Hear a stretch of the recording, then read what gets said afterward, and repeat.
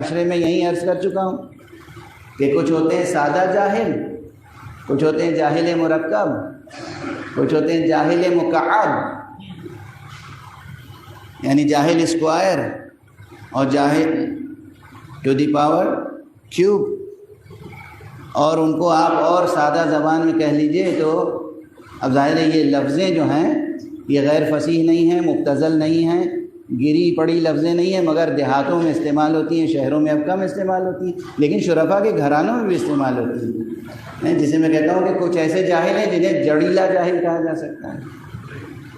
کہ کسی بھی چیز سے ان کی جہالت نہیں کٹتی، وہ آج بھی اسی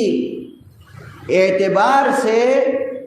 کربلا کی جنگ کو حق و باطل کی جنگ کہنے میں تأمل کرتے ہیں، تردد کرتے ہیں، شکوک پیدا کرتے ہیں، شبہے پیدا کرتے ہیں کہ صاحب ادھر بھی اصحاب رسول تھے، ادھر بھی کچھ اصحاب رسول تھے، ادھر بھی نماز پڑھنے والے تھے، ادھر بھی نماز پڑھنے والے تھے، ادھر بھی روزہ رکھنے والے تھے، ادھر بھی روزہ رکھنے والے تھے، ادھر بھی حاجی تھے، ادھر بھی حاجی تھے، ادھر بھی قرآن کے حافظ تھے، ادھر بھی قرآن کے حافظ تھے۔ تو اب اس بات کو تسلیم کیجئے کہ اگر تھے تو پھر حق اور باطل کا معیار کیا ٹھہرا؟ کلمہ لا الہ الا اللہ کہنا حق و باطل کا معیار نہیں قرار پائے گا،